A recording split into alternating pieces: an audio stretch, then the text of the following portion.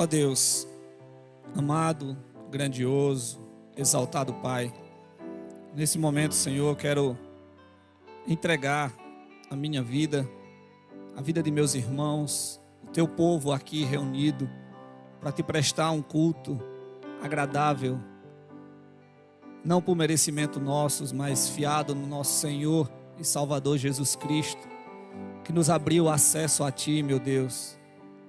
Recebe, Senhor, que chegue diante de Ti como aroma suave, os nossos louvores, as nossas orações, que tudo que for falado, pensado aqui nessa noite, que seja para o engrandecimento e em louvor do Teu nome. Se conosco, meu Deus, nos abençoa, nos fortalece, renova as nossas forças, aviva a nossa fé, que possamos, Senhor, entender quão grande privilégio é poder louvar e adorar ao Deus único, ao Deus onipotente, onipresente, onisciente, o Deus que criou todas as coisas e que enviou o seu próprio Filho, seu único Filho, para morrer por cada um de nós, para que tivéssemos restaurado esse acesso diante do Senhor. Muito obrigado, meu Deus, por tudo. Muito obrigado pela liberdade que temos para pregar, para falar sobre o Senhor, para cultuar a Ti. Muito obrigado pela nossa igreja, a igreja local, a Igreja Esperança. Que o Senhor continue nos abençoando, nos fortalecendo e nos conduzindo, e que possamos, Senhor, engrandecer e glorificar o Teu nome sempre. Essa é a minha oração em nome de Cristo Jesus. Amém. Boa noite, irmãos. Quero dar boa noite também aos irmãos que nos assistem de modo remoto e dizer que é um privilégio, é muito bom poder estar aqui com todos para mais uma vez prestarmos um culto ao nosso Deus. Nesse momento eu convido você a abrir suas Bíblias. 2 Coríntios, 1 Coríntios, na verdade, 1 Coríntios capítulo 12. Nós vamos ler a partir do verso 12 e também o capítulo 13. 1 Coríntios, capítulo 12, a partir do 12 e o capítulo 13.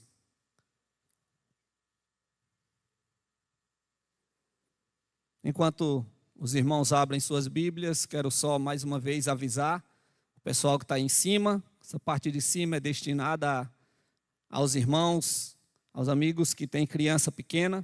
Então podem ficar à vontade aí em cima, se precisarem de cadeira é só falar com os diáconos. Mas os que não se encontram nesse quadro, que possam descer e cultuar aqui embaixo conosco.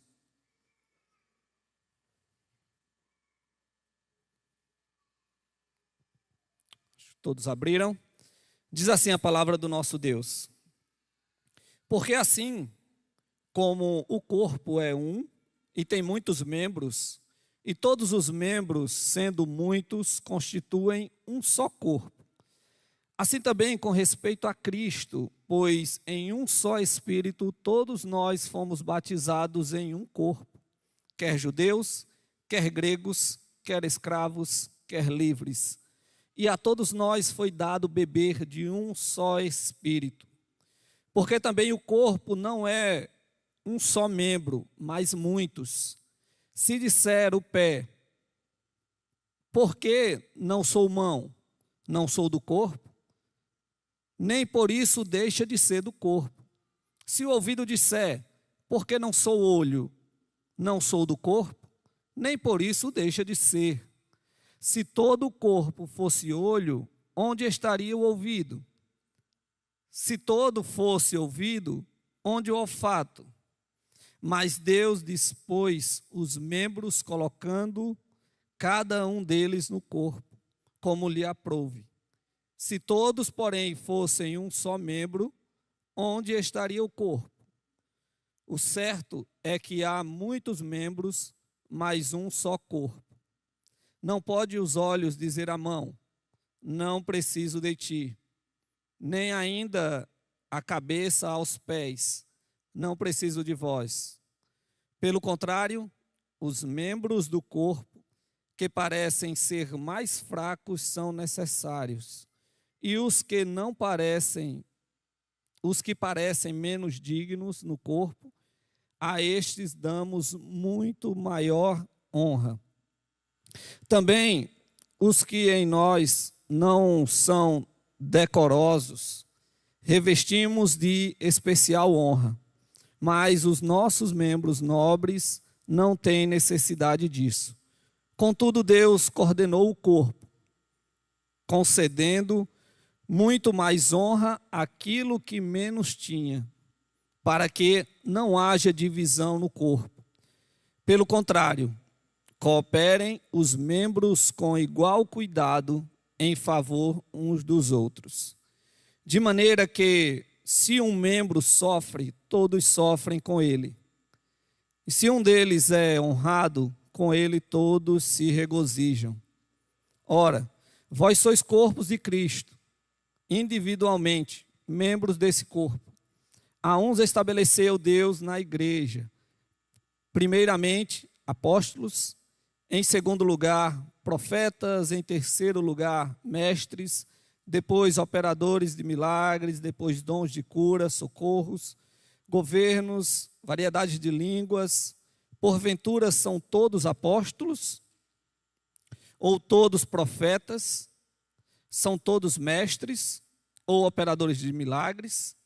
Têm todos dons de cura? Falam todos em outras línguas? Interpretam-nas todos? Entretanto, procurai com zelo os melhores dons. E eu passo a mostrar-vos ainda um caminho sobremodo excelente. Ainda que eu falasse as línguas dos homens e dos anjos, se não tiver amor, serei como o bronze que soa, ou como o símbolo que retime. Ainda que eu tenha o dom de profetizar e conheça todos os mistérios e toda a ciência, ainda que eu tenha tamanha fé a ponto de transportar montes, se não tiver amor, nada serei. E ainda que eu distribua todos os meus bens entre os pobres, e ainda que entregue o meu próprio corpo para ser queimado, se não tiver amor, nada disso me aproveitará. O amor é paciente, é benigno, o amor não arde em ciúme, não se ufana, não se ensoberbece, não se conduz inconvenientemente, não procura os seus interesses, não se exaspera, não se ressente do mal, não se alegra com a injustiça, mas regozija-se com a verdade. Boa noite, igreja. Vamos cantar o Senhor com toda força nesse momento. As músicas que nós iremos cantar hoje, estava prestando atenção, 2 músicas são de engrandecimento ao nosso Deus. Músicas que vão dizer que Ele é Senhor e Rei, que Ele está acima de todos, que Ele é a nossa força, Ele é o nosso Salvador. E 2 músicas vão falar sobre o amor do nosso Deus, que diz que Ele nos amava, o amor de Deus é antigo, esse amor nos salvou, e é um amor que permanece até hoje conosco e nunca vai se separar. Nós não podemos nos separar desse amor de Deus. Então, preste bem atenção nas letras dessa música, como eu costumo dizer, cante consciente do que você está falando, das palavras que estão saindo da sua boca, para que você possa estar meditando no amor de Deus pela sua vida e, consequentemente, você possa estar adorando ao nome dele nesse momento. E só para ajudar os irmãos a entenderem bem o que nós estamos cantando, nós iremos cantar o louvor Força Minha, que no refrão ela traz uns nomes do nosso Deus, que às vezes a gente canta e a gente não sabe o que é que está cantando. Que o modo correto de se falar é El Shaddai, El Elyon, Adonai e Shalom. A gente canta e não sabe. E para que os irmãos possam entender e saber o que estão cantando, o nome El Shaddai, que é como nós cantamos, significa o Deus Todo-Poderoso. El Elyon, nós cantamos Elyon, significa o Deus Forte, o mais elevado. O Adonai significa que Ele é o nosso Senhor. E o Shalom significa que Ele é o Deus de paz, um Senhor de paz. Então, que você possa estar cantando essas músicas nesse momento, consciente do que você está falando. E que esses significados, esses nomes, você possa gravar e possam lhe ajudar a adorar melhor nesse momento. Então, convido você a louvar o Senhor. Vamos juntos cantar com força.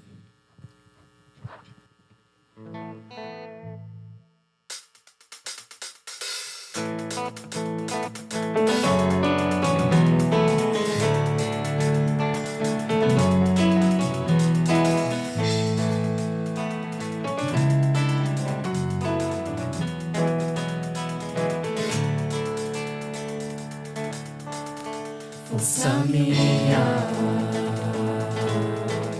Rei da glória, Deus tremendo, majestoso, dono do meu coração, entronizado estás, acima das estrelas, vencedor, Filho de Deus, o grande eu sou. Não escondo o desejo de te adorar, não esqueço o que por mim fizeste. És o Todo-Poderoso que de mim não se esquece. El Shaddai, Elion, Adonai, Shalom, que era, que é e que há de vir.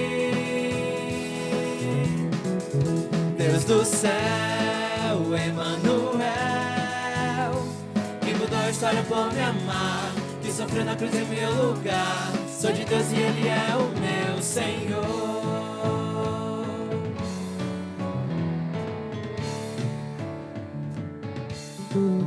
Força minha, Rei da glória, Deus tremendo, majestoso, dono do meu coração, entronizado estás, acima das estrelas, vencedor, Filho de Deus, o grande eu sou. Não escondo o desejo de te adorar, não esquece do que por mim fizeste. És o Todo-Poderoso que de mim não se esquece. El Shaddai, Elion, Adonai, Shalom, que era, que é e que há de vir. Deus do céu, Emanuel, que mudou a história por me amar, que sofreu na cruz em meu lugar. Sou de Deus e Ele é o meu Senhor. El Shaddai, Elion, Adonai, Shalom, que era, que é e que há de vir. Deus do céu, Emanuel, que mudou a história por me amar, que sofreu na cruz em meu lugar. Sou de Deus e Ele é o meu Senhor. Que mudou a história por me amar, que sofreu na cruz em meu lugar. Sou de Deus e Ele é o meu Senhor. Amém. Vamos cantar agora Teu Amor Não Falha.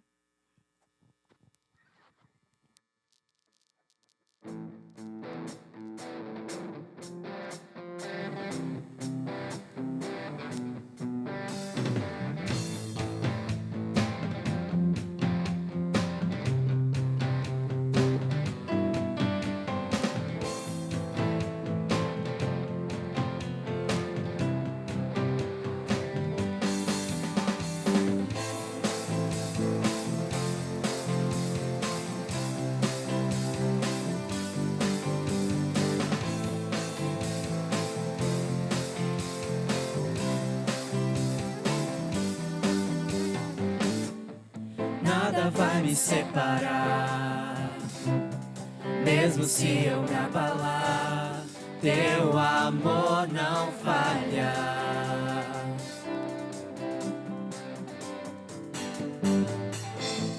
Mesmo sem merecer, tua graça se derrama sobre mim, teu amor não falha.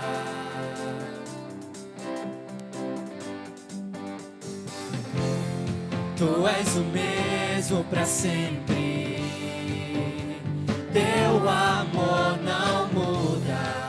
Se o choro dura uma noite, a alegria vem pela manhã. Se o mar se enfurecer, eu não tenho que temer, porque eu sei que me amas. Teu amor não falha.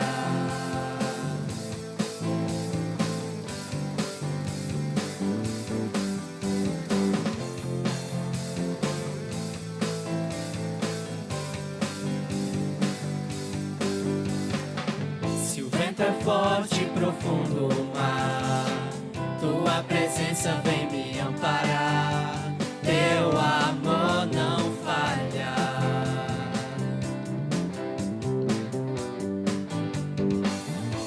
Difícil é o caminhar, nunca pensei que eu fosse alcançar. Teu amor não falha.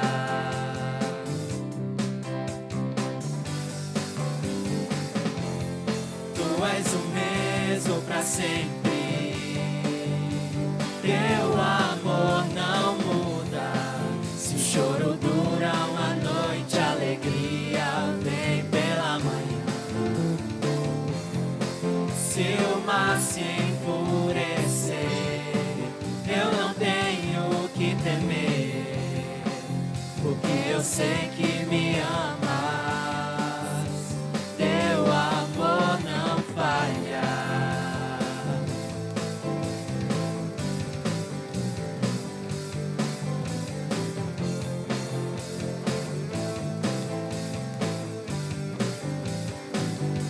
Tu fazes que tudo coopere para o meu bem.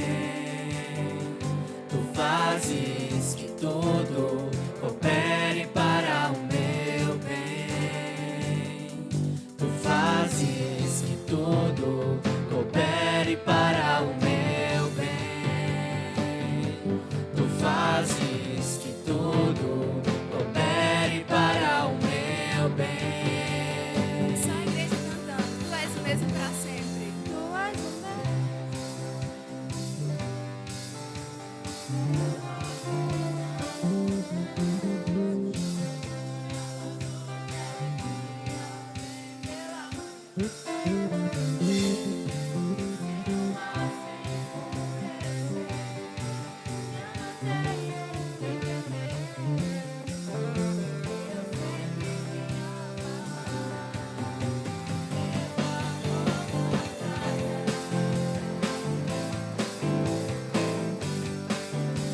Teu amor não falha.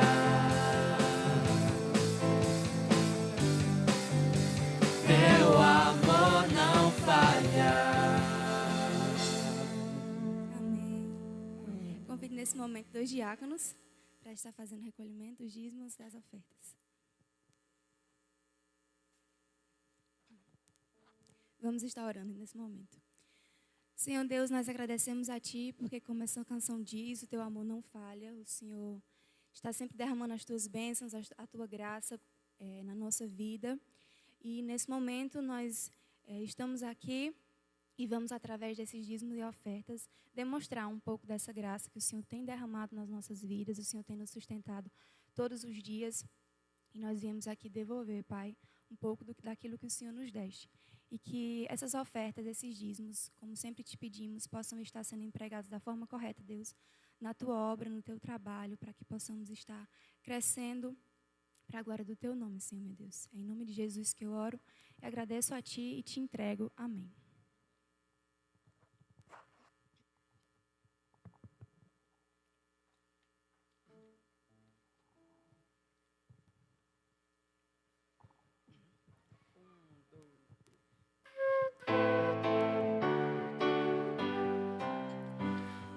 Amavas-me, Senhor, não tendo a luz ainda surgido lá nos céus, ao mando Criador, nem mesmo o sol na aurora esplendorosa e linda, a terra dava força fecundante, enfim.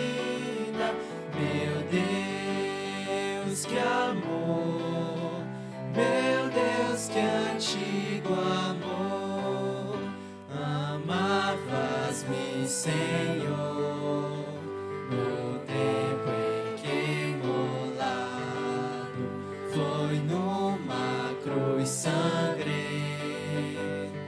amigo Salvador, levando sobre si todo o meu pecado, o Santo de Israel, o teu Cordeiro amado. Meu Deus, que amor, meu Deus, que imenso amor. Amavas-me, Senhor, no fundo de meu peito brilhou a doce luz do meu Consolador, e com promessas mil de teu amor perfeito nasceu em minha fé, e que hoje me deleito. Meu Deus, que amor, meu Deus, és todo amor.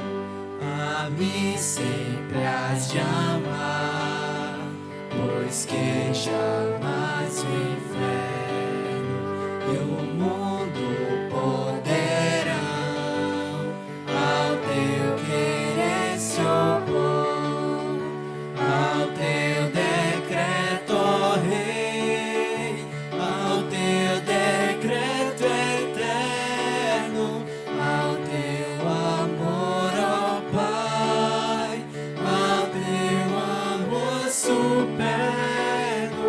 Meu Deus, que amor, é sempre, sempre amor.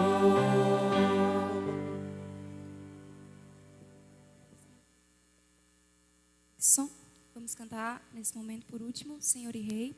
E nesse momento, as crianças de 0 a 11 anos podem subir para as salinhas agora com seus professores.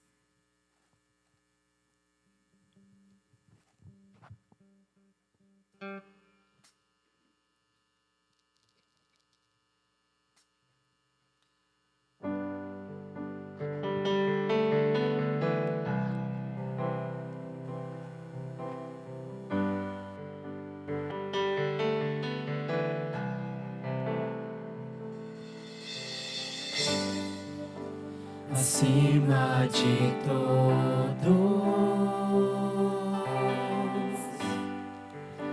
acima de todos, está o Senhor entronizado.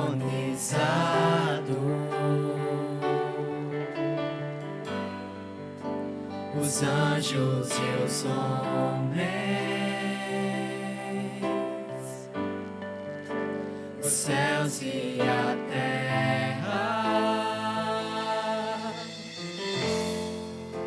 montanhas e mares declaram quem tu és.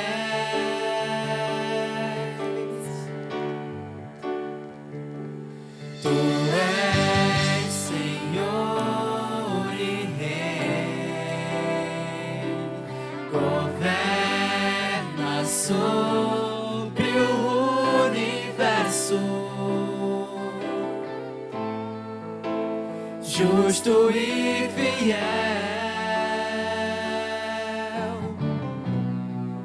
vestido de glória e poder, coroado estás, para sempre reinarás, prostrados aos teus pés, erguemos o teu santo nome em adoração.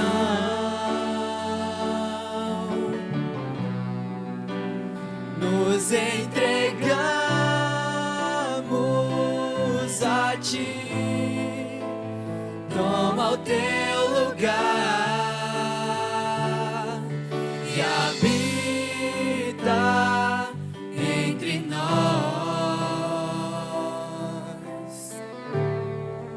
ó Santo Deus.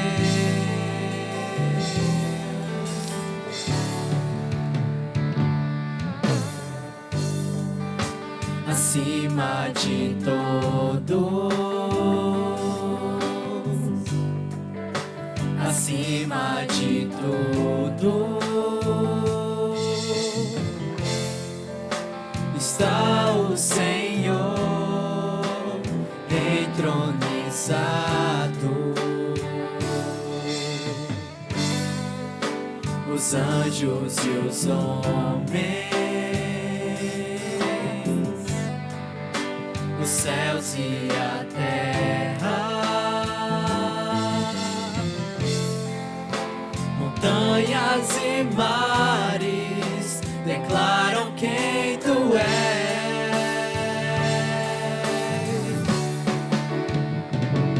Tu és Senhor e Rei, governa sobre o universo, justo e fiel, vestido de glória e poder, coroado estás, pra sempre reinarás, prostrados aos teus pés, erguemos o teu santo nome em adoração, nos entregamos a ti, toma o teu lugar e habita entre nós, prostrados aos teus pés, erguemos o teu santo nome em adoração, nos entregamos a ti, toma o teu lugar e habita entre nós, ó Santo Deus, ó Santo Deus, ó Santo Deus, ó Santo Deus.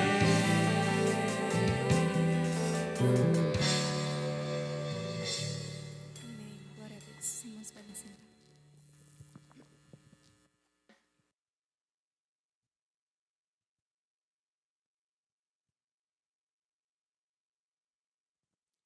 E dando continuidade ao nosso culto, quero convidar o pastor Velk, que vai nos trazer a mensagem dessa noite mais uma vez. Convido você a fechar os seus olhos, vamos estar orando pela mensagem dessa noite. Senhor, como é bom poder louvar ao teu nome, engrandecendo o teu nome, entoar louvores a ti, meu Deus, sabendo que o Senhor nos ouve e que o Senhor é muito digno.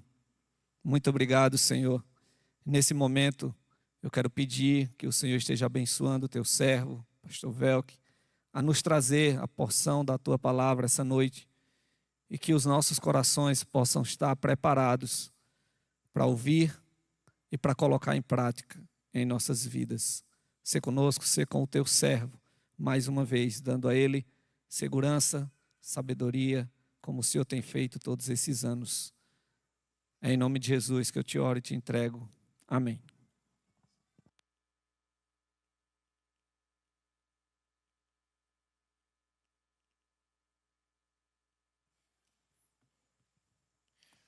Boa noite. Graça e paz a todos, abundantemente. Que o Senhor seja com cada um. Possa ser com você e sua família, com todos. Nós estamos estudando o livro de Filipenses, mas como hoje praticamente a metade da igreja não está, né, saíram alguns irmãos casais, tiveram que sair, um bom número de casais, graças a Deus. Então, a gente deu uma pausa aí em relação, tanto o domingo passado, que foi o domingo da comunhão e o batismo, e esse domingo também. Aí, a partir do próximo domingo, o pastor Germano vai dar continuidade ao texto, subsequente trago as outras pregações no livro de Filipenses. Hoje eu queria trabalhar um texto, um pecador curioso encontra o Salvador, e o Salvador amoroso que está em busca do pecador. Um pecador curioso encontra o Salvador, e o Salvador amoroso que está em busca do pecador. De quem é essa charada? Zaqueu. Você pode abrir aí sua Bíblia no Evangelho de Lucas. Nós vamos então tirar algumas lições, aprendizados deste trecho das Escrituras. Lucas capítulo 19.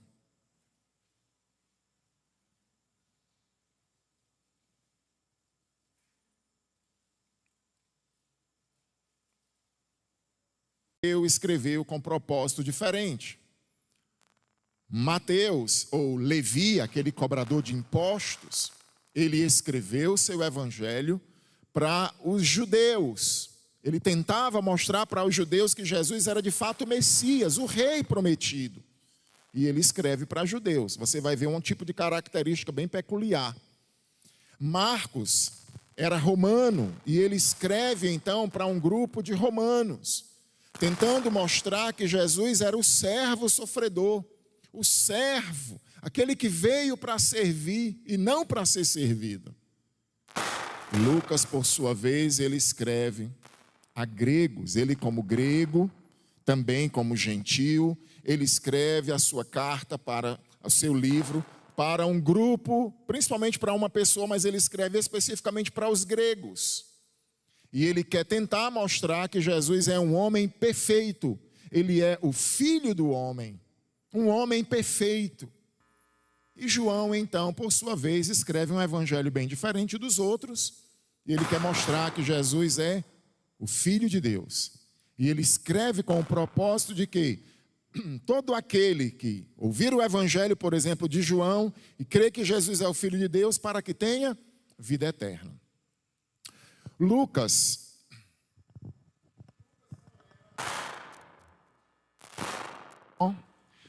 não era apóstolo, como muita gente pensa. O apóstolo Lucas. De fato, Lucas não era um dos 12, como também Marcos não era. Mateus era, João era, mas Lucas e Marcos, para o seu amigo gentio, para o seu amigo grego, quem era Jesus Cristo? Que ele era o homem perfeito, o Salvador, o Messias. E ele então, é possível, alguns estudiosos dizem que o Teófilo foi o financiador das cópias e da divulgação desse evangelho de Lucas. Então Lucas depois escreve também o livro de Atos. Escreve o evangelho de Lucas e o livro de Atos. Lucas ele tem um propósito bem interessante dentro do seu livro, mostrando Jesus como Salvador, como Messias, como Filho do homem, um homem perfeito. Mas é interessante que Lucas está escrevendo para um gentio. E para quem está nos visitando, ou para quem não tem muito conhecimento do termo, essa palavra gentio, que hoje a gente fala muito pagão. O mundo na época era dividido entre judeus e gentios. Todos aqueles que não eram judeus. A Bíblia faz essa divisão entre os judeus e os gentios, que desses gentios poderiam ser romanos, gregos, bárbaros. Todo o povo que não era judeu era gentio, geralmente também conhecido como pagãos. E Teófilo era um grego. E Lucas, ele tem como propósito escrever esse evangelho precisa ser divulgado para os gregos, no mundo grego, para que as pessoas conheçam de fato Jesus Cristo como Salvador. E dentre alguns propósitos de Lucas, ele quer mostrar o amor grandioso de Deus pelo perdido pecador. Lucas, ele tem um enfoque muito importante na questão do gentio. No capítulo 7, por exemplo, ele vai tratar de uma mulher pecadora.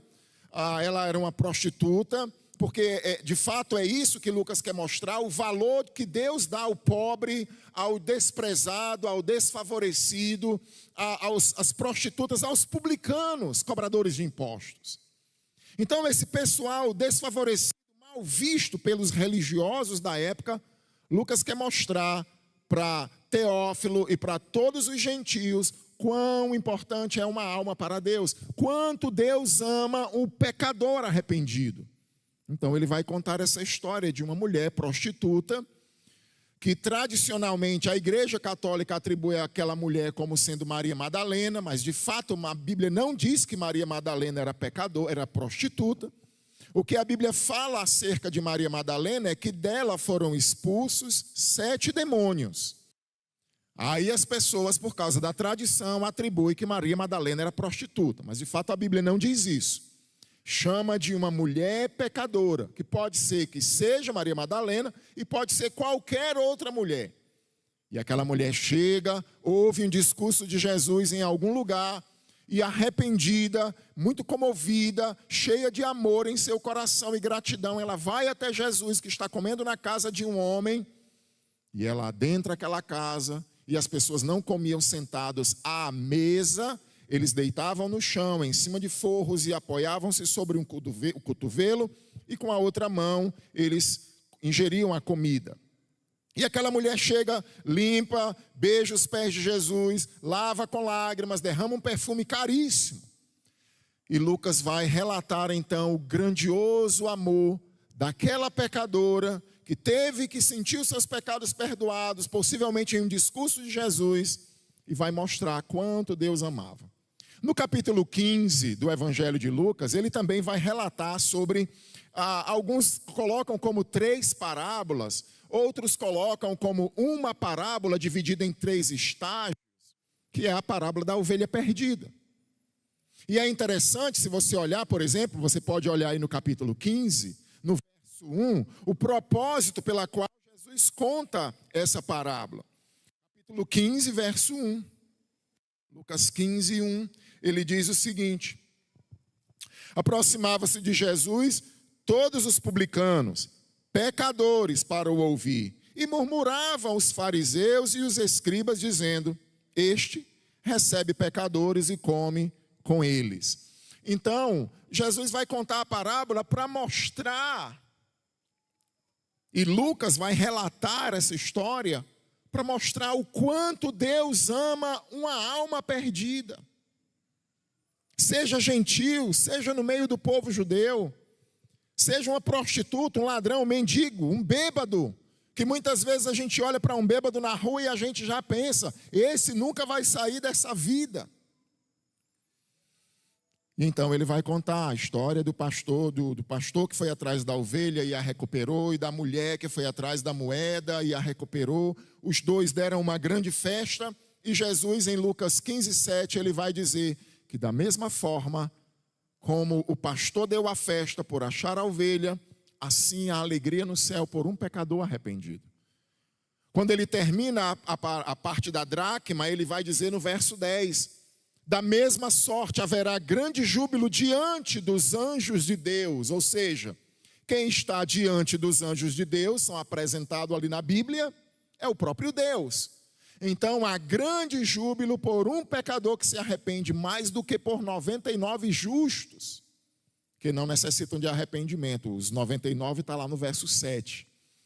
Então Lucas, ele tem esse propósito de mostrar que Deus ama o gentio, de mostrar que Deus olha para o pobre, de mostrar que Deus tem um olhar especial para aquele não religioso, aquele que está lá fora, que não vive uma vida religiosa.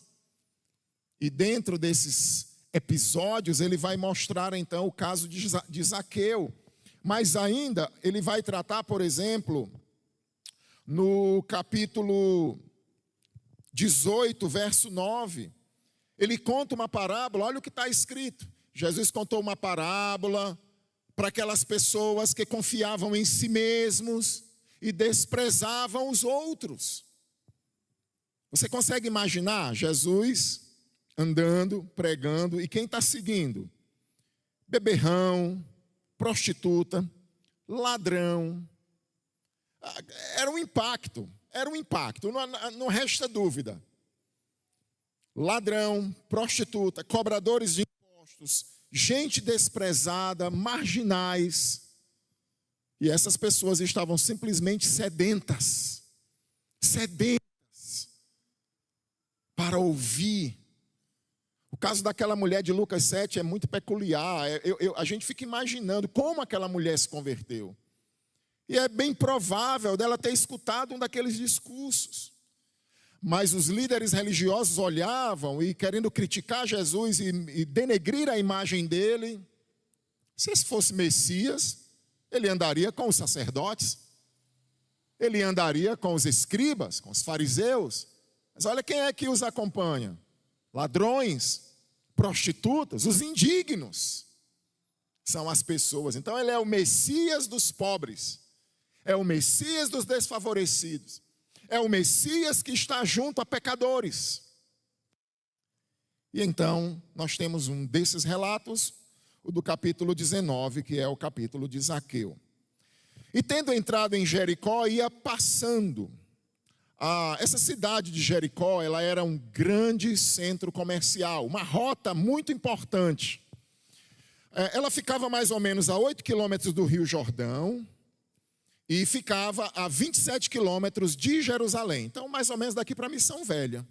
Missão Velha, Jerusalém, e Juazeiro, Jericó. E ela, saindo da Pérea, era um trecho extremamente importante para você passar, para ir para Jerusalém e para você descer para o Egito. Era uma rota comercial extremamente importante de vários produtos, alabastros, os vasos e outros produtos também. Então era um centro comercial muito próspero. E aí então a Bíblia diz que Jesus ia entrando em Jericó e ia passando ali. E diz que eis que havia um homem chamado Zaqueu. Este era chefe dos publicanos e era então muito rico. É interessante porque a palavra Zaqueu no hebraico é a palavra exatamente para puro. Você lembra no Salmo 51? Quando Davi está confessando o pecado dele, ele diz assim, ó: Senhor, eu fui criado em pecado me concebeu a minha mãe, de modo que tu és reto no teu falar e puro no teu julgar. A palavra puro é a palavra Zacai, que é a palavra do nome de Zaqueu. Ironicamente, o puro era o impuro. Ironicamente, o puro era o ladrão. E por que que os publicanos, essa ideia de publicano era tão chocante? Porque publicano geralmente o publicano era um judeu que cobrava impostos dos seus próprios irmãos judeus e dava para Roma. Então, Roma vinha, pegava pessoas, oficializava o seu trabalho, o seu contrato, dava o valor do imposto, e o judeu, então, tinha que cobrar dos seus irmãos o valor do imposto para Roma, mesmo sendo algo lícito. Então, eles eram tidos como infiéis, desertores, impostores, falsos irmãos. E aí, então, eles tinham que fazer isso. O que é que a maioria deles faziam? Eles acrescentavam valores ao valor que era dado por Roma como o trabalho deles. Então, se alguém devia lá 80 denários para Roma, eu colocava o meu valor em cima e eu botava 100, quanto eu quisesse. e eu estava autorizado por Roma. Então, eles não tinham vida religiosa. Eles tinham contato com romanos, com gentios. E isso os desqualificava para terem vida religiosa. Porque ao ter o contato com o gentio, com o impuro, eles automaticamente estavam impuros para ir ao templo adorar. E eles todos os dias tinham contato com gentios. Então, o publicano não tinha vida religiosa. Publicano era beberrão, publicano era glutão, publicano era, na maioria das vezes, era ladrão, principalmente o chefão, que era quem tinha o controle de tudo, que era o caso de Zaqueu. E Zaqueu foi muito afortunado por ser um publicano da alfândega de Jericó, uma área extremamente importante, muito rica, uma área de tráfego, de importação e exportação. Então você tem um homem que ficou responsável por uma área onde corria muito dinheiro. E aí a Bíblia diz que ele era rico, odiado pelos religiosos, odiado pelos seus irmãos, mas um homem rico, um homem influente, que tinha contato com os romanos. E é esse o homem que Lucas quer mostrar. Diz que ele era pequeno, diz que ele então tinha curiosidade para ver Jesus. E é interessante, ele queria saber quem era Jesus. Muitas pessoas procuravam Jesus, como a gente viu no Evangelho de Lucas, no capítulo 14, há algum tempo atrás.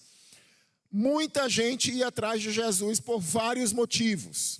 É tanto que aquele discurso no final do capítulo 14... Jesus chama a multidão e olha para eles. Eu preguei isso para os jovens há poucos dias, um mês e pouco atrás. Jesus, olhando para a multidão, disse-lhes: se alguém quer ser meu discípulo, negue-se a si mesmo, tome sua cruz e siga-me. Quem amar mãe, pai, terrenos, casa, irmão, seja lá o que for mais do que a mim, não é digno de mim. E quem não toma sua cruz e não me segue, não é digno de mim, não pode ser meu discípulo. Por que ele deu esse duro discurso? Porque você tinha uma multidão seguindo Jesus por N motivos. Você tinha gente que estava com fome e queria comida. Você tinha gente que estava com doença e queria milagre. Você tinha gente que estava ali por curiosidade. Você tinha pessoas ali que estavam ali porque foram ordenados pelas autoridades lá em Jerusalém a segui-lo para pegar qualquer brecha, qualquer erro, para poder então ou matar ou entregá-lo às autoridades romanas.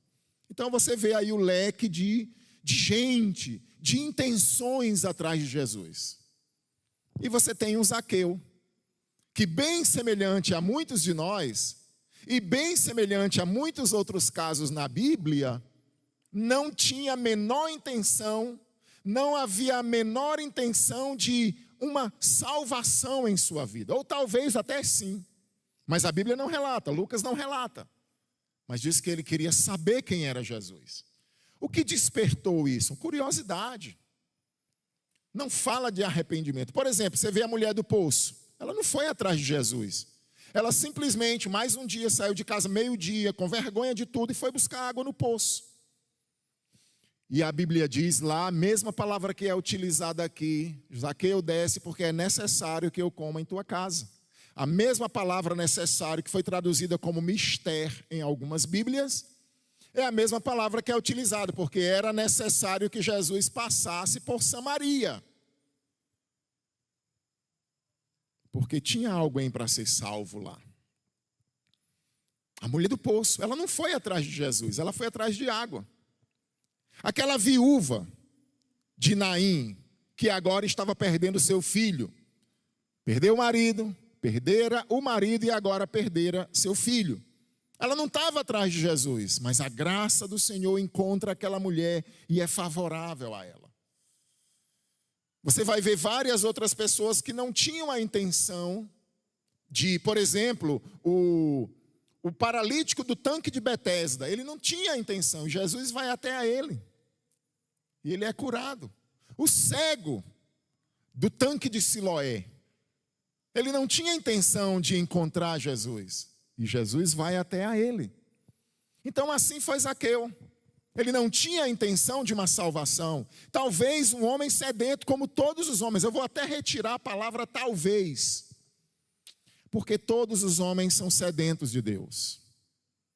Por mais rico que você seja, por mais bens que você tenha, por mais recursos que você usufrua, todo homem tem sede de Deus.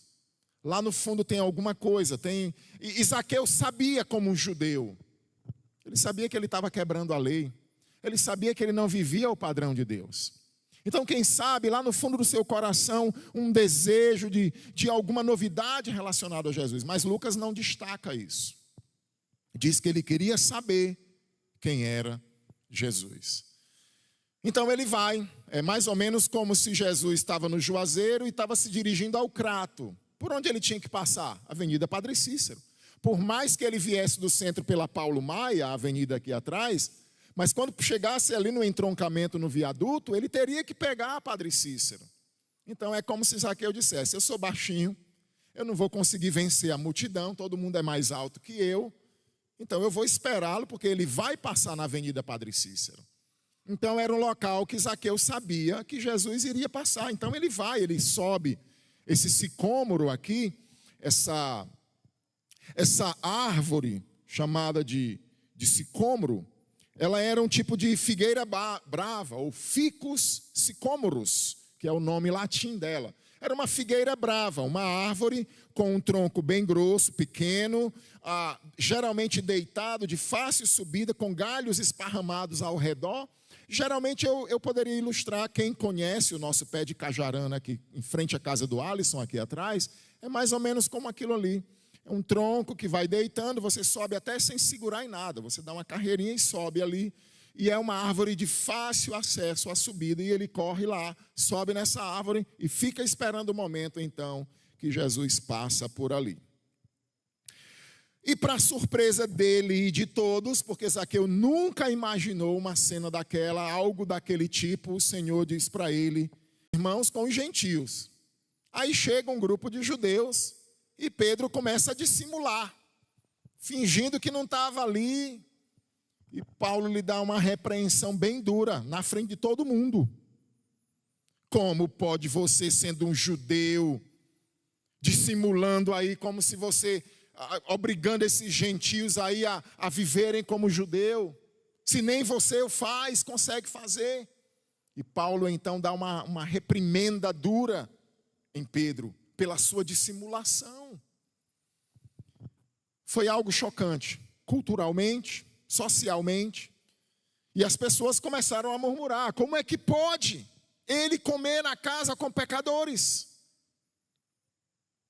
E Jesus, ele não estava preocupado com esse tipo de escândalo. Como ele não ficou preocupado quando a mulher prostituta lhe tocou os pés. Se ele fosse um sacerdote comum, um sumo sacerdote comum, ele não poderia fazer o ritual do dia da expiação, se fosse naquele período. Porque é uma pecadora que lhe tocou. Como leprosos, como aquela mulher do fluxo de sangue que o tocou nas suas vestes, estava imundo. Mas Jesus não estava preocupado com isso. Ele queria demonstrar o valor do perdido. E na verdade ele fez muitas outras coisas, mas Lucas quis destacar em 24 capítulos algumas coisas bem específicas relacionadas ao amor de Deus pelo perdido, pelo desfavorecido. Por aquele que muitas vezes até a igreja olha e diz: aí não tem jeito, esse aí está perdido. E ele mostra o seu grande amor por este homem. Então ele diz: desce, vou para a tua casa. As pessoas começam a murmurar, começam a criticar. Então, vendo isso, todos murmuravam. A multidão, claro, reprovava. Aqui foi um prato cheio para as autoridades religiosas. Estou dizendo, quem é que o segue? Prostitutas, ladrões, pecadores em geral, beberrões. E com quem é que ele faz questão de comer? Com um cobrador de impostos. Lucas, então, de repente, parece assim que Zaqueu ali naquele mesmo local, mas não é isso. Ele vai e Lucas dá um salto, simplesmente dali do convite, não nos diz nada acerca do local, o que Jesus pregou, qual foi o discurso que foi mencionado ali, mas simplesmente salta do convite, da murmuração, para o resultado dessa visita. Então diz que Zaqueu disse, de repente, Senhor, eis que eu dou aos pobres metade dos meus bens, e se em alguma coisa eu tenho defraudado alguém, o restituo quadruplicado. Eu fico triste com Lucas aqui, mas claro, a culpa não é dele, porque foi o Espírito Santo quem quis que esse trecho tivesse dessa forma. Mas bem que Lucas poderia ter relatado o porquê, onde foi que a mulher prostituta ouviu, ou qual foi o discurso que Jesus pregou acerca do reino de Deus, ou da salvação que trouxe essa transformação para a vida de Zaqueu, tão linda. Aquele homem desprezado pela nata da religiosidade judaica, agora está alegrando o coração de Deus. Um pecador arrependido. Festa no céu. Júbilo diante dos anjos de Deus por um pecador arrependido. Aqui nós vemos 3 aspectos que nos mostram a mudança de um coração. Primeiro, o discurso de Zaqueu. É interessante porque Zaqueu ele não fala para a multidão. Pessoal, olha, agora eu... Não. Ele diz, olha, Senhor, se eu tiver feito, eu vou dar metade dos meus bens aos pobres. Então, é interessante porque ele não está tentando agradar a multidão ou comover a multidão, mas ele direciona o seu discurso ao Senhor e ele mostra para o Senhor que a sua intenção é verdadeira. Caso contrário, Jesus o teria repreendido ali na frente de todos. Segundo, a generosidade de Zaqueu, quando ele agora tocado por esse grande amor, como aquele mesmo amor da mulher prostituta, que pega o bem mais precioso que ela tinha, um vaso de alabastro. O alabastro era uma pedra, um tipo de mineral, uma pedra, uma rocha, mole, fácil de trabalhar, diferente do granito, que você não consegue fazer uma moldagem. Então, ela é mais ou menos como uma pedra-sabão. Você começa a trabalhar nela e você fazia ali, então, o recipiente para colocar o perfume caríssimo. E aquela mulher cheia de amor, cheia de gratidão, ela não se importa com ninguém. Se ela não tivesse sido tocada por Deus, jamais ela entraria na casa de um fariseu para beijar os pés de Jesus. Uma multidão olhando nessas casas, diferente das nossas, as janelas ficavam abertas, as pessoas ficavam do lado de fora olhando a cerimônia e todo o acontecimento ali dentro. Essa mulher não tem um pingo de vergonha, ela está cheia de amor, ela está transbordando. E o que ela quer é simplesmente lavar os pés de Jesus, mostrando a sua indignidade, seu papel de serva. Reconhecendo o seu senhorio. E a mesma coisa acontece com Zaqueu. Zaqueu, preenchido completamente naquele momento, ele olha para o Senhor e Jesus não fala talvez nem de dinheiro. Ou quem sabe fala alguma coisa relacionada a dinheiro. Mas ele começa dizendo, Senhor, eu vou dar a metade dos meus bens aos pobres. Você lembra do jovem? Marcos 10 fala de um jovem que também Lucas relata. O jovem rico. Vai até Jesus, bom mestre, o que eu faço para herdar a vida eterna? Jesus diz para ele, sabes os mandamentos. Não matarás, não adulterarás, honra teu pai e tua mãe. Aí, Senhor, mas eu tenho feito isso desde criança. Em relação a isso, eu estou nos trinques. Jesus, conhecendo o seu coração, disse para ele, ainda te falta uma coisa. Ele não disse isso para outra pessoa. Mas ele sabia qual era o ídolo daquele homem, o coração daquele homem. Então ele disse para ele, pega tudo que tu tem e dá aos pobres e terás um tesouro no céu. Aquilo deve ter trazido uma confusão. Os neurônios daquele homem devem ter assim torrado. Se fosse uma charge de um desenho animado, teria subido a fumacinha. Ele vira as costas para Jesus e ele vai embora. Zaqueu, pelo contrário, aparentemente, pelo menos no texto, não fala nada de dinheiro, o discurso de Jesus. E aquele homem diz, Senhor, eu vou dar na metade. Eu não preciso de tudo que eu tenho. Eu sou muito rico, eu tenho muito dinheiro. Eu estou consciente de que eu não preciso de tudo isso. Eu vou dar a metade dos meus bens aos pobres. Generosidade. Uma segunda característica que ele apresenta aqui. Primeiro, o seu discurso direcionado a Jesus. Ele não tem intenção em mostrar-se para as pessoas. Mas ele quer, então, direciona o seu foco como um coração que se tornara limpo. Um espírito que se tornara novo. E ele olha para Jesus e fala para ele. Segundo, ele mostra a sua generosidade. Terceiro, ele mostra a sua obediência à lei. Na verdade, uma obediência bem excedente, verdadeira, diferente dos fariseus e escribas. Por exemplo, os fariseus, a lei de Moisés dizia que uma pessoa tinha que fazer um jejum uma vez no ano. O dia da expiação. O Inyan Nefesh, o dia da expiação, a aflição da alma. Mas o fariseu, você sabe como é fariseu. O fariseu faz 2 vezes na semana, ainda diz para Deus, o Senhor está vendo, eu faço 2 vezes na semana, o Senhor só mandou uma no ano. Eles vão além. Não era para se devolver dízimo de sementes. Ninguém devolve dízimo de sementes. Se devolve dízimo dos frutos. Mas você sabe como é fariseu. Eles devolvem dízimo do endro, do cominho, que para mim não faria questão nenhuma, e da hortelã, do endro, do cominho e da outra semente lá.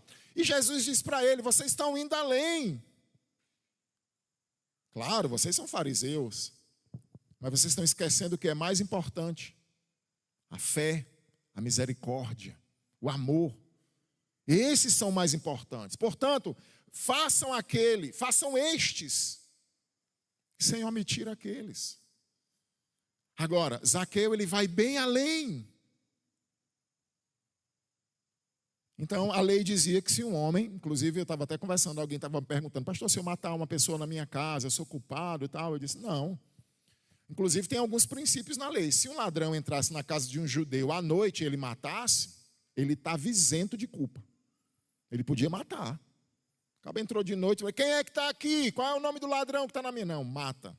Matou, pronto, estava isento diante dos anciãos. Agora, se o ladrão entra e ele sai de dia à luz do sol e você está vendo o rosto dele, você o mata, aí você tinha que ser levado diante dos anciãos. Aí você tinha que morrer ou então pagar o preço lá, que era colocado, estipulado pelos anciãos, de acordo com como eles interpretassem. Mas a lei era muito clara, de dia você não mata. Se você matar, você é culpado. A lei dizia, lá em Êxodo 22, do 1 ao 10, lá a lei vai dizer que se alguém rouba algo de outra pessoa, por exemplo, esse foi um dos textos muito marcantes na minha vida, quem já ouviu meu testemunho, quando eu roubava a ovelha, e eu fui roubar 5 vezes, e em 5 vezes aconteceram 5 episódios, furou o pneu, eu fui roubado, o motor do carro quase bateu, eu bati a traseira de um carro numa 4ª vez e na 5ª vez eu capotei uma Toyota Bandeirante. Capotei não, eu virei uma Toyota Bandeirante. Foram 5 episódios, em 5 tentativas de roubar a carneira. Agora roubar, só minha mãe está assistindo, ela vai ficar tão triste quando ela vê isso aqui. Só por brincadeira, só por curtição. A gente tinha dinheiro para se reunir e comprar um carneiro, mas só pela curtição. E uma vez eu fui nessa quinta, que eu virei a Toyota, na outra semana, eu já estava lendo a Bíblia há um bom tempo, e foi muito impressionante, porque eu tinha o Novo Testamento dos Gideões, que eu ganhei, né, na época. Mas nessa época, já era 2004, mais ou menos, eu ganhei uma Bíblia completa. E eu estava lendo Gênesis, e na outra semana que eu virei o carro, eu cheguei em Êxodo 22. E eu, quando eu me lembro disso, eu até me emociono, porque assim, eu chorei muito na época, porque assim, era Deus falando comigo assim, face a face, frente a frente. Eu poderia ter lido, eu já estava lendo a Bíblia há 4 anos. E aí, Êxodo 22, se roubares um boi, pagará 5 vezes o valor do boi. Se roubares uma ovelha, pagará 4 vezes o valor da ovelha. E ali era Deus falando comigo. E eu disse, nunca mais eu vou. E quando chegava o feriado, o pessoal me chamava de grandão lá na academia, né? Ei, grandão, e aí, cara, vamos lá roubar o carneiro hoje? Eu disse, tá louco, eu não vou nunca mais. Não vou nunca mais. Depois daquela virada lá, nunca mais eu vou. O poder da palavra de Deus. E com Zaqueu não foi diferente. A lei dizia que quando alguém roubasse uma outra pessoa, ele tinha que restituir o dobro. Ou ele restituía simplesmente o objeto roubado, ou o valor roubado, e mais a sua quinta parte. Se eu tivesse roubado algo no valor de R$100, eu devolvia os R$100 e dava mais R$20 ao dono do objeto. Então, ou você devolvia o dobro, ou você devolvia o objeto com a quinta parte acrescida. O que foi que Zaqueu disse?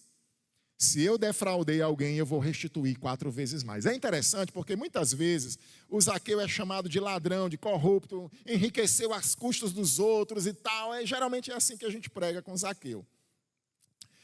Mas é interessante que ele coloca essa condicional se. Se eu defraudei alguém, eu vou restituir 4 vezes mais. Ele estava sendo sincero.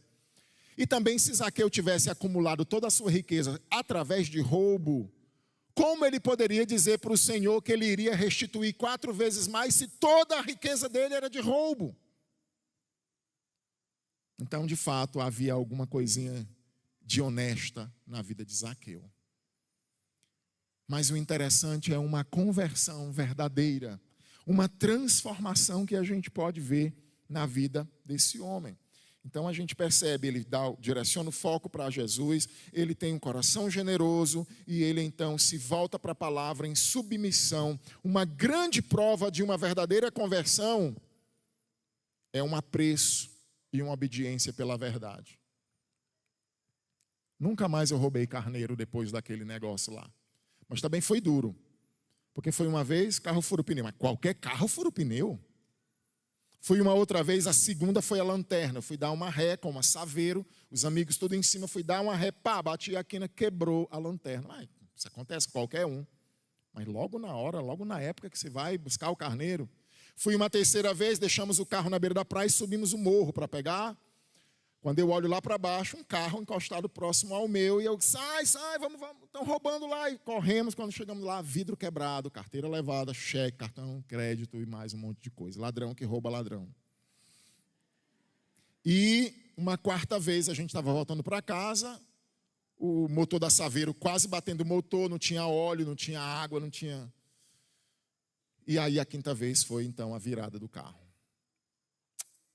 E Deus estava me mostrando, e eu ouvi, eu já falei para vocês que eu ouvi a voz de Deus ali falando claramente ao meu coração, se você for de novo eu mato você. Não era Deus dizendo, Véu, que se você for de novo eu mato você, mas sabe aquela coisa lá na sua consciência muito forte? Se você for de novo eu mato você. E eu tenho certeza que eu ia morrer. Jesus então confirma, Jesus lhe disse, hoje veio salvação a esta casa. Um verdadeiro arrependimento, o homem encontrou a salvação pessoal. Jesus quer dar... Gente, se coloca no texto. Jesus dando um discurso ali, pessoas ali dentro da casa de Zaqueu, gente do lado de fora assistindo, porque era assim. Você imagina o choque que foi as pessoas ouvirem essa declaração de Jesus. Esse cobrador de impostos recebeu salvação hoje. Esse cobrador de impostos, ladrão, esse homem sem vida religiosa, mas que Deus volta os olhos para ele, que era necessário eu comer na casa dele, hoje recebeu salvação. Jesus estava autenticando, garantindo essa salvação, porque ele veio exatamente com esse propósito. Ele ama e busca pecadores. Então ele diz, este também era filho de Abraão. A gente está estudando aqui em Gênesis, capítulo 12, a nossa última aula do Pentateuco foi exatamente a chamada de Abraão e a questão do pai na fé. O apóstolo Paulo em Romanos 4 vai dizer que Abraão é o pai de todos os que creem. Não é à toa que quando Lázaro morre, ele é levado para o seio de Abraão, o local onde todos os salvos, juntamente com Abraão, estão. O paraíso. E este homem era de fato, porque a gente aprende nas Escrituras que o filho verdadeiro de Abraão não é aquele que corre em suas veias sangue de Abraão, mas é aquele que pela fé se rende, se volta para Deus, crê como o seu pai Abraão, ele crê também na salvação. Você lembra o que Jesus diz em João? Se eu não me engano é o capítulo 8, que ele está discursando lá e o pessoal diz: você é louco, você não tem 50 anos, como é que você diz que Abraão se alegrou ao ver o seu dia? Você é esquizofrênico, você é um endemoniado. Porque Jesus disse: Abraão viu o meu dia e se alegrou muito. O que era que Jesus estava dizendo? No dia que Abraão foi sacrificar no Monte Moriá, que Deus mandou ele trazer seu filho de volta e de repente havia um cordeiro preso nos arbustos pelos chifres, aquilo era o dia de Cristo. Um animal substituto foi dado em lugar do seu filho. Abraão passou 3 dias indo para o Monte Moriá pensando: meu Deus, como eu vou matar meu filho? Porque Deus está pedindo meu filho. Você consegue imaginar a angústia de Abraão? 3 dias, Monte Moriá, cutelo, fogo, lenha, e o sacrifício é o filho. Então quando ele chega, que ele vai matar, que o anjo brada e ele olha atrás e tem um cordeiro, e aquele cordeiro é oferecido no lugar do seu filho e ele volta com o filho, Abraão alegrou-se ao ver o dia de Cristo, onde um sacrifício perfeito seria dado em lugar do pecador. Então, Zaqueu era um filho de Abraão na fé. Zaqueu estava então crendo naquele mesmo que Abraão crera muitos anos antes pela fé. Aquele com quem Abraão se alimentou com ele. Aquele com quem Abraão então conversava com ele ali, pedindo, suplicando pelo seu sobrinho Ló, pelos justos lá de Sodoma. Agora Zaqueu estava frente a frente com esse mesmo, o Salvador dos homens. E a frase célebre do livro de Lucas, o grande objetivo da morte, da vinda de Jesus Cristo, porque o Filho do Homem, verso 10, veio buscar e salvar o que se havia perdido. Meus queridos, um homem ele está perdido quando ele se afasta de Deus. Essa é uma declaração da missão de Jesus Cristo. E não é à toa que Lucas ele destaca alguns pontos. João quis destacar no evangelho mostrando o eu sou de Jesus. Sou a luz do mundo, eu sou o bom pastor, eu sou a porta, eu sou o pão, eu sou a ressurreição e a vida, eu sou o caminho, a verdade e a vida. Então João quis destacar o seu evangelho dessa forma. Lucas já, no entanto, mostra o seu evangelho, esse Deus amoroso que sai do céu, que vem para a terra, que ama pecadores, que ama desfavorecidos. E ele retrata aqui de forma grandiosa e gloriosa a sua missão. Um Jesus que veio buscar e salvar o perdido. Sabe um versículo foi um dos primeiros versículos que eu decorei quando eu me converti, no meu processo de leitura da Bíblia. João 6, 37. Todo aquele que o Pai me dá, esse virá a mim. Não tem jeito, ele vai vir a mim. E todo aquele que vem a mim, de maneira nenhuma eu lançarei fora. Maneira nenhuma eu vou lançá-lo fora. Porque eu não vim para fazer a minha vontade, mas a vontade daquele que me enviou. E o 39 diz: porque a vontade daquele que me enviou é esta. Se vocês pudessem ver como eu estou arrepiado aqui, porque é muito forte esse versículo. Porque a vontade de meu Pai é esta: que eu não perca nenhum de todos os que Ele me deu, e que pelo contrário, eu os ressuscite no último dia. Eu disse isso para uma pessoa há poucos dias atrás. Muito mais do que você cuidando da sua salvação, porque a gente precisa cuidar da nossa salvação, a gente precisa desenvolver a nossa salvação com temor e tremor, mas muito mais importante do que isso, é a missão que Jesus tem de cuidar de nós. Porque o Pai entregou algumas para Ele, não foram todos, e a missão de Jesus é que todos esses que o Pai deu estejam lá. Então, muito mais do que eu é Jesus. precisa me apresentar imaculado diante da gloriosa presença do Pai. E foi para isso que Jesus veio aqui. Adão e Eva corromperam lá no início e a humanidade toda se perdeu. Isaías 53, todos nós andávamos desgarrados como ovelhas pelo seu caminho, mas o Senhor fez cair sobre ele a iniquidade de todos nós. Foi para isso que Jesus veio. E se você avaliar a sua vida, talvez vários de vocês que são crentes hoje encontraram Cristo por acaso. Não foram atrás dele. Foram encontrados. E até aqueles que vieram e que buscaram, de fato o buscaram porque ele operou primeiro esse desejo. Porque lá em Romanos 3:10 diz, como está escrito, não há um justo, não há um sequer, não há quem busque a Deus. Ninguém busca. Quando alguém busca é porque o próprio Deus agiu na vida dele dando essa sede, esse desejo. E quando você vai ver nas Escrituras, Gênesis 3, queda. Deus busca Adão. Gênesis 4, Caim e Abel, se rebela. Caim mata Abel. Deus busca Abel.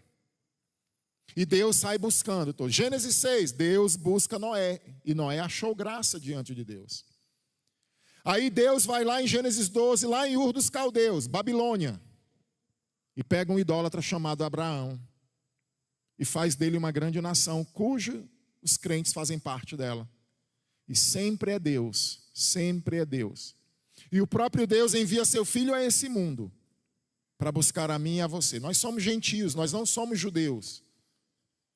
Mas o amor de Deus é tão grande que ele usou pessoas, boa parte americanos, que vieram para cá, pregaram o Evangelho e salvou gentios. E principalmente essa igreja aqui, Esperança, fundada por um americano que deixou seu país, deixou sua pátria e veio para cá com uma missão de continuar levando o Evangelho para salvar aqueles os quais Jesus buscava e salvava.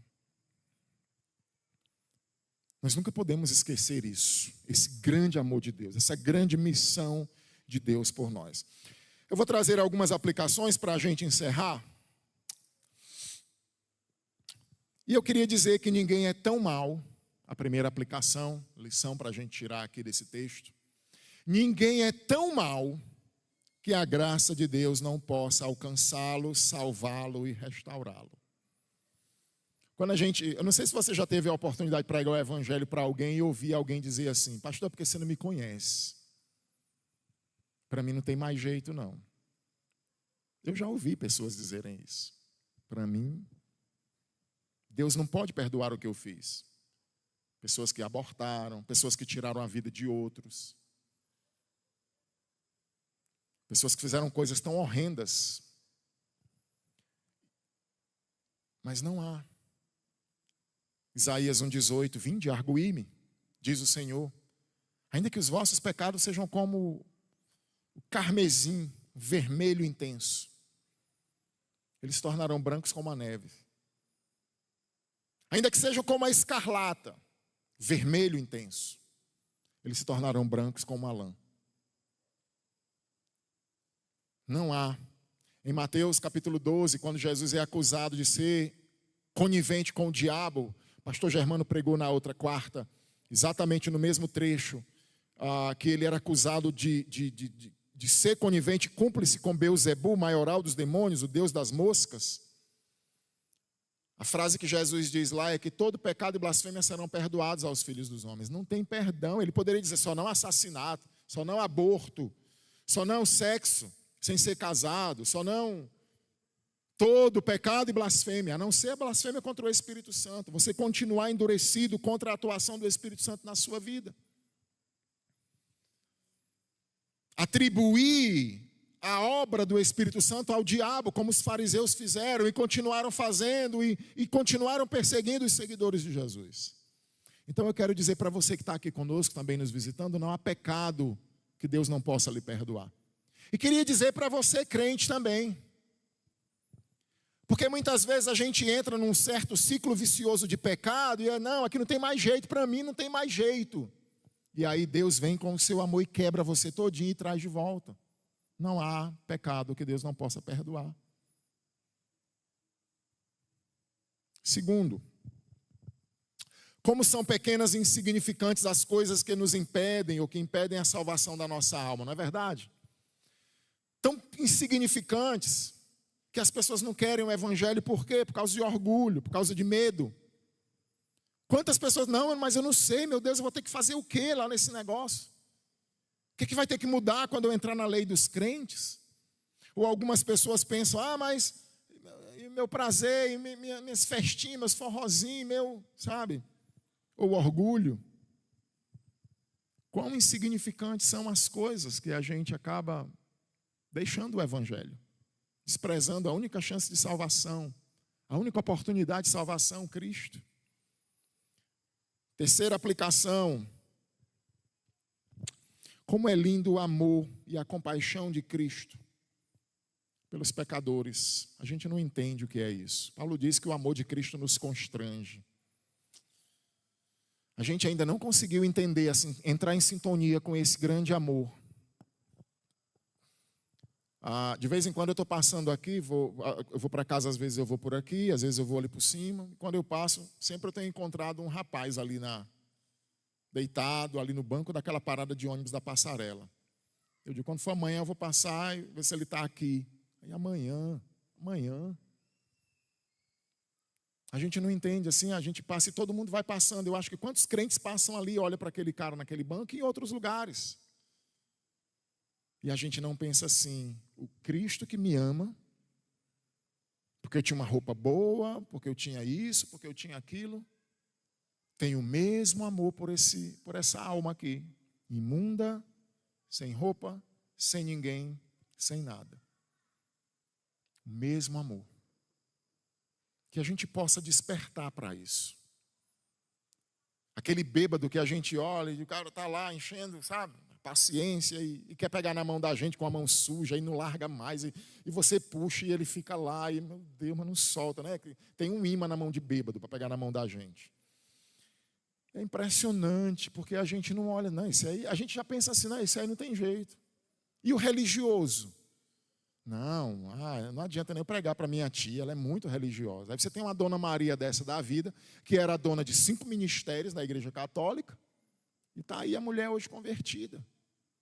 Dona Maria de Jesus, lindona ali, ó. Né? 5 era 7 ministérios, né? Era quase um padre ela. Né? Então, a graça alcança. Olha para a história de cada um de nós, se tivesse um livro ali para a gente dizer quem você era antes da conversão e a gente fosse anotando os nomes, nossa, a gente ia ficar surpreso ali quando fosse anotar ali no livro. De onde Deus nos resgatou. Que amor lindo. Agora, nós precisamos ser aqueles que levam, aqueles que anunciam. Esse amor não adianta a gente ficar só para nós. Porque ele continua amando os perdidos, os desprezados, aqueles que estão fora da igreja. Uma outra aplicação muito importante: pecadores convertidos sempre darão evidências de uma conversão. Sempre. Transformação de vidas.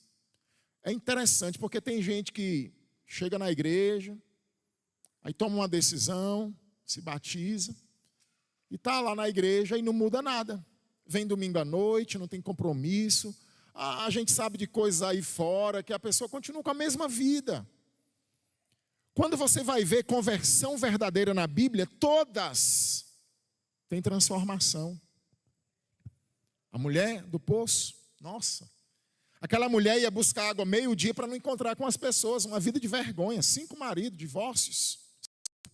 E agora estava junta com um cara lá. Meio-dia, buscar água. Quando aquela mulher tem um encontro com Jesus, o que ela faz? Ela simplesmente deixa a vergonha de lado, vai lá na cidade, chamada uma vilazinha chamada Sicá, e prega para todo mundo. Pessoal, encontrei o Messias, o Salvador, acho que ele está lá no poço, só pode ser ele nunca me viu e está falando de minha vida lá. E aí aquele pessoal corre lá, ouve Jesus falar, e aí eles olham para ela e dizem, nossa, agora já não é pelo que tu dissestes, Mas nós mesmos temos visto e ouvido que este homem é o Salvador do mundo. E aí eles rogaram a Jesus para que ficasse ali mais alguns dias. Mas não é interessante a transformação na vida dessa mulher? Ela deixou a vergonha, ela só quer falar de Jesus. Zaqueu a mesma coisa. O ladrãozinho, riquíssimo, devolve metade e vai procurar as pessoas que ele tinha consciência que tinha roubado. E vai restituir muito mais do que o que a lei mandava. O endemoniado gadareno: mestre, para onde o senhor for, eu vou, eu quero ser teu discípulo, eu quero te seguir.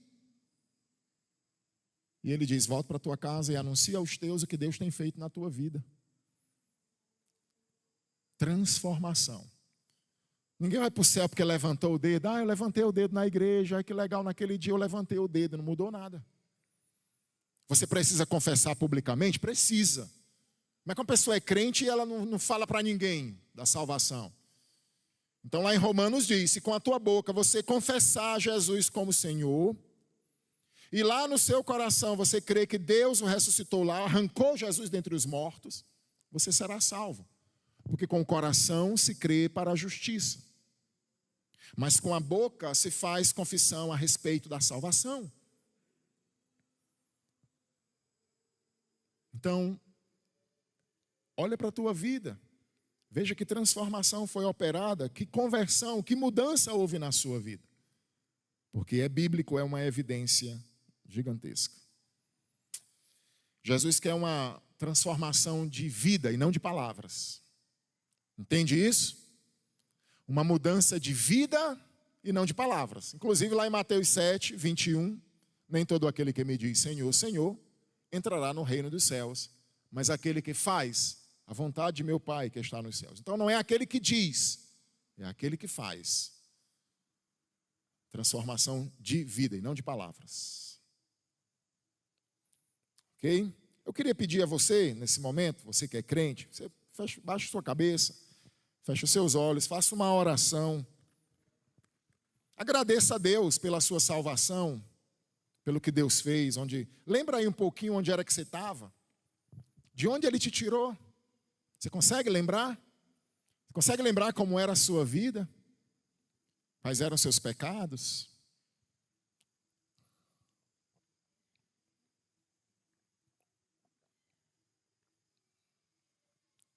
O apóstolo Pedro diz que a gente corre o risco de esquecer a purificação dos nossos antigos pecados.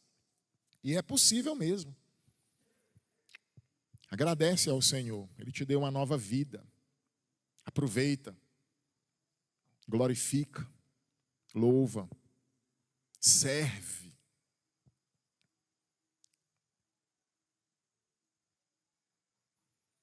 Eu queria perguntar para você que foi convidado a vir hoje aqui, está aqui conosco.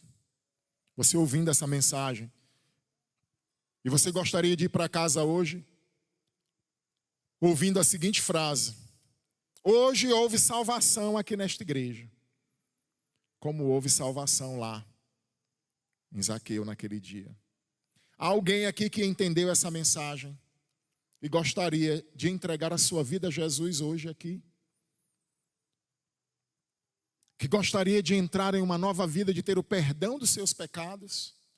Eu queria só explicar melhor para você que você é pecador, você não pode ir para o céu, mas eu queria dizer para você que Jesus, ao morrer na cruz, ao ser levantado, pregado, morrido e ressuscitado, Ele pode substituir você, assumir a sua culpa, perdoar de todos os seus pecados, limpar você para um relacionamento novo com Deus.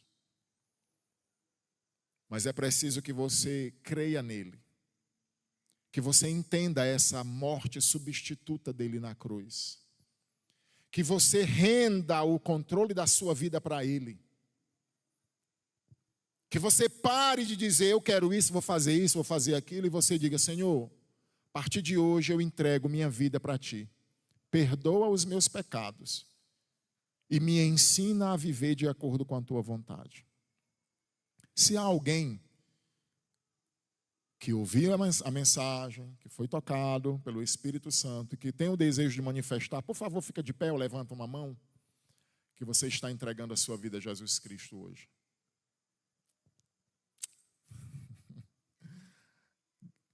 Vocês têm convicção disso? Estão certas? Eu vou pedir para vocês ficarem de pé e dizerem o nome de vocês. E vocês confessam Jesus Cristo como Senhor e Salvador da vida de vocês? Hoje vocês querem entregar a vida de vocês ao Senhor? Graças a Deus por isso. Eu vou fazer uma oração por vocês, juntamente com a igreja. Vocês podem sentar.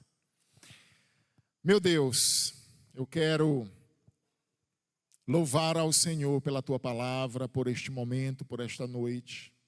Louvar ao Senhor pela Tua misericórdia nesta igreja. Eu entrego a vida deles nas Tuas mãos em nome de Jesus. Amém. Hoje eu fiz um pedido a Deus, à tarde. Quem está na igreja aqui já sabe o que eu pedi a Ele. E eu pedi assim com muita... Não que das outras vezes não seja, todas as vezes é verdadeira, mas eu supliquei ao Senhor hoje, para que Ele nos desse almas. E vocês são frutos de oração. Eu queria dar os avisos da nossa semana, apresentar os nossos visitantes. Vamos lá, primeiro aqui. Eu quero apresentar o Júnior, que veio com o Gleidson. Júnior, prazerzão tê-lo aqui. Infelizmente, aí eu vou ter que pedir aos irmãos, né, para poderem ir lá cumprimentar o Júnior. Não precisava, mas incrível. Júnior, é uma bênção ter você aqui, viu? E Gleidson continua investindo. Muito bom. Graças a Deus. Deus te abençoe, viu? Que a palavra possa, como uma semente, entrar no teu coração e frutificar lá na frente. E nós temos também o Wesley e a Yáscara, que vieram com o Dionei. Estão aonde? Lá em cima. Bênção. Que Deus abençoe. Dionei continua também nessa bênção de convidando, chamando. É muito bom ter vocês aqui também, viu? E depois os irmãos possam também compartilhar aí o casal abençoado para a glória do Senhor. Que Deus os abençoe. Irmãos, avisos da semana. Essa semana, na verdade, vai ser o seguinte. Terça-feira eu quero ter um ensaio, uma reunião geral com a equipe que vai me auxiliar aqui na gincana. E quarta, quinta e sexta nós teremos aí, depois da pandemia, né, a nossa primeira gincana, pós-pandemia. Então, quem já participou aqui das nossas gincanas, são dias maravilhosos, incríveis, de muita amizade, de descoberta de novas amizades, que você entra numa equipe nova, aí você começa a fazer coisas ali com uma pessoa que você não sabia nem o nome dela na igreja, de repente você vai virar um amigo e daquela gincana sai uma nova amizade, uma amizade forte. Então, quarta-feira não temos culto aqui, quarta-feira vai dar início à nossa gincana. Então eu peço a você mais uma vez que, por favor, esses dias, né, daqui para quarta, você possa colocar o seu nome no grupo. Sociedade Masculina tem uma lista, a Mibre tem outra lista, as mulheres têm outra lista, o evangelismo tem outra. Então, assim, coloca o teu nome numa das listas para a gente já formar as equipes, certo? Para quando for quarta-feira, os que forem chegando, a gente vai só inserindo, porque é muito complicado. Uma das coisas mais complicadas na gincana é formar uma equipe bem compatível com a outra. Isso é o mais difícil. A gente mexe, tira daqui, bota de lá, puxa um dali, para a gente deixar bem equilibrado. As equipes, para ficarem equilibradas, elas precisam ter jovens que vão fazer atividades mais rápidas, precisa ter gente que conhece Bíblia, precisa ter gente que tem conhecimentos gerais, precisa ter criança, precisa ter idoso, precisa ter jovem, precisa ter... Então é muito, muito difícil essa parte. E a gente tenta fazer o melhor possível. Então, por favor, coloca teu nome para facilitar para a gente. Na terça-feira a gente já quer dividir as equipes e já começar aqui com o mínimo de inscrições possíveis, ok? Quarta à noite, de 7 às 10 mais ou menos. Quinta à noite, sexta à noite o encerramento. Nós teremos provas físicas, correria, passar em lama, subir... chegar lá no teto, aqui, atravessar essas vigas aqui e trocar as lâmpadas que estão queimadas. Ai, boa ideia, eu gostei. Aí vamos ter provas de conhecimento gerais, provas de conhecimento bíblico, provas físicas e muitas outras coisas. Muita gargalhada, imitação, imite fulano, vá as provas, se vira nos 30, faça algo bem engraçado, faça algo bem dinâmico, bem diferente, e todas essas brincadeiras aí. Então não perca, tá bom? Eu queria que não tivesse ninguém ali em cima torcendo, todo mundo estivesse brincando, tá certo? No sábado não teremos, vai ter as programações normais, né? Pelo que eu vi lá, não vai ter mocidade, mas eu acredito que vai ter os adolescentes. Pastor Wesley foi pregar lá em Barbalha. E no domingo, hoje de manhã, tivemos aqui o primeiro aulão de julho, tratando sobre os transtornos e as síndromes. Hoje nós tratamos sobre a ansiedade. O Sandro gravou, depois a gente vai passar e colocar, disponibilizar nos grupos. E próximo domingo será, então, síndrome do pânico. Será que é uma besteira, síndrome do pânico? Não é? É coisa besta, é invenção desse povo. Então, o pastor vai trazer, a pastor Wesley, no outro domingo, daqui a 15. O pastor Germano vai falar sobre síndrome de burnout, que é o esgotamento. No outro domingo, o pastor Natan Baracho vai falar sobre TDAH. E no último domingo, o pastor Romeu vai falar sobre depressão. Ok? Então não perca. Muito importante você aprender sobre essas coisas para lidar com elas, você mesmo ou outras pessoas também, você ajudar a outras pessoas. Ok? Eu acho que é só isso. Não perca a gincana. Venha participar. Tome muito café quarta-feira de manhã, açaí, para você ter muita energia para brincar bem muito aqui. Vou chamar, quem tiver débito na cantina do mês de junho, procurar Felipe. Qual Felipe? Felipe dos casais. Então, mês de junho é cantina dos casais. Uma dica para você, é bom você procurar as pessoas. Aprenda com a Léa, eu vou pedir para a Léa dar um curso de cobrança na igreja, porque ela é expert nisso.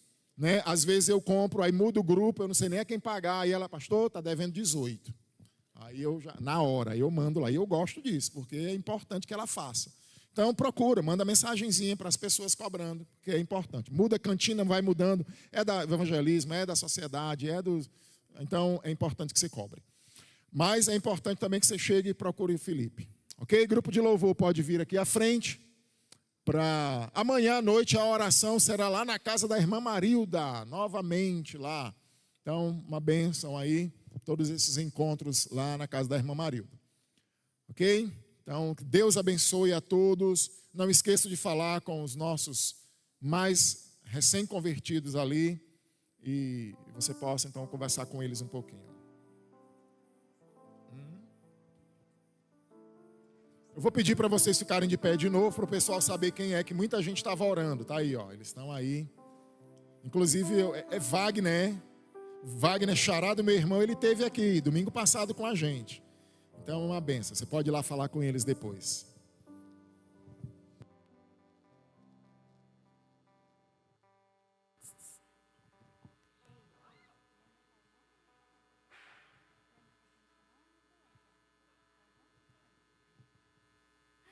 Vamos ficar de pé para encerrar esse culto cantando Amigo de Deus.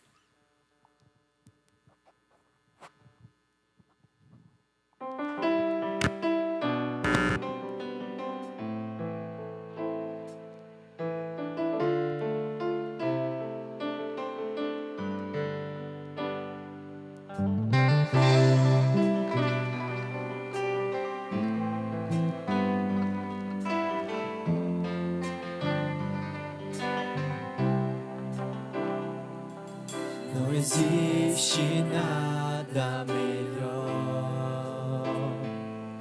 do que ser amigo de Deus, caminhar seguro na luz, desfrutar do seu amor, ter a paz no coração. Viver sempre em comunhão e e assim perceber a grandeza do poder de Jesus, meu bom pastor.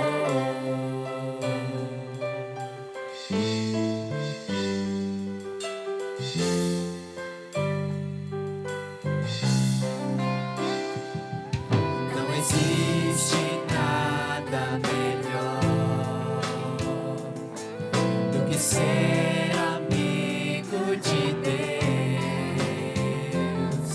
caminhar seguro na luz, desfrutar do seu amor, ter a paz no coração, viver sempre em comunhão e assim perceber a grandeza do poder de Jesus, meu bom pastor.